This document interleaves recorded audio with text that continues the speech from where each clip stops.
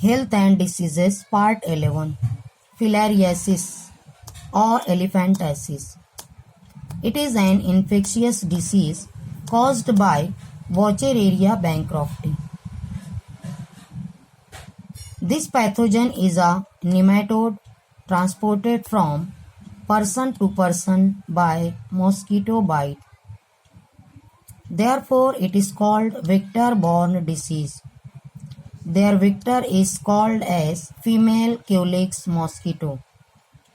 फिलैरियासिस एक मुतअद्दी मर्ज है जो वॉचेरेरिया बैंक्रॉफ्टी से होता है।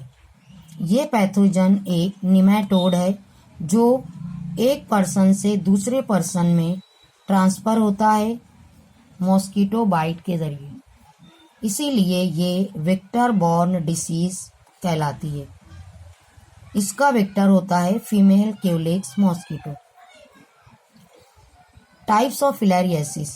There are 3 types of filariasis: lymphatic, subcutaneous and serous.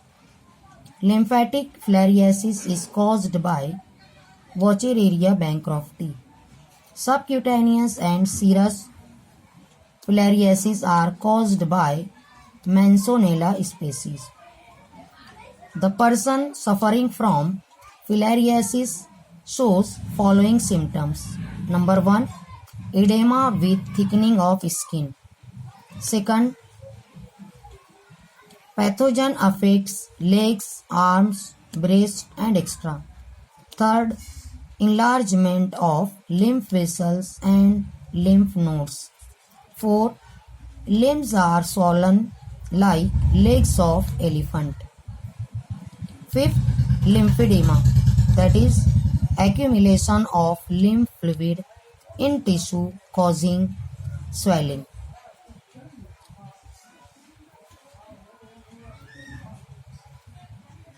इस इन्फेक्शन में स्किन के ऊपर फ्लूइड जमा हो जाता है और स्किन थिक हो जाती है।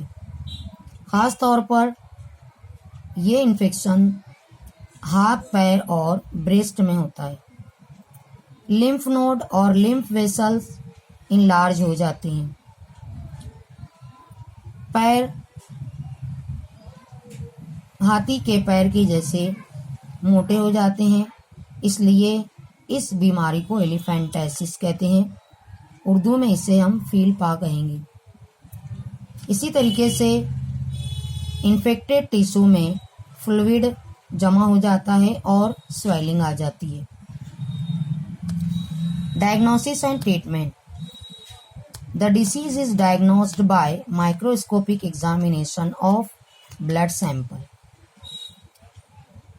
and it is treated by use of carbamazine citrate twice a day for 3 weeks and thereafter for 5 days every 6 months. Prevention and control. The disease is prevented by avoiding mosquito bites by using mosquito nets and insect repellents. Second, by eradication of mosquitoes. इस बीमारी से बचने के लिए पहली एहतियाती तदबीर होती है मॉस्किटो बाइट से बचना। मॉस्किटो नेट्स का इस्तेमाल करके या फिर इंसेक्ट रिपेलेंट्स यानी जरासीम कुछ दवाओं के ज़रिए। दूसरी एहतियाती तदबीर होती है मच्छरों का सफाया करके। Mode of transmission. The pathogens are transmitted to human body by female Culex mosquito. इस डिसीज के फैलने का पहला तरीका होता है वेक्टर के ज़रिए, यानी जब फीमेल क्यूलेक्स मॉस्किटो बाइट करता है किसी ह्यूमन बॉडी को, तो ये पैथोजन उस बॉडी में ट्रांसफ़र होते हैं। और इस पैथोजन का लाइफ साइकिल 2 होस्ट में कंप्लीट होता है। First human body, second the body of mosquito. If infected mosquito sucks blood from human skin, it transfer the larvae of that pathogen into their body, and these larvae carry up to the lymph tissue. In lymph tissue, it develops into male and female filarial worms. In lymph tissue, these filarial worms develop sheath around themselves, and these sheathed microfilary migrate to lymph and blood. With the help of lymph and blood, they carry from one place to another. If mosquito takes blood from that human body, they ingest these microfilary. Then the microfilary penetrates in the midgut of mosquito, then transfer to the thoracic muscles. In thoracic muscle, these larvae are called L1 larvae. The L1 larvae in thoracic muscles undergo 2 moltings, that is 2 changes, then converted into L2, then L3 larvae. The L3 larvae migrate to head and proboscis of mosquito. If that mosquito sucks the blood from any other human body, this infected mosquito transfer the larvae to that healthy body. In this way, the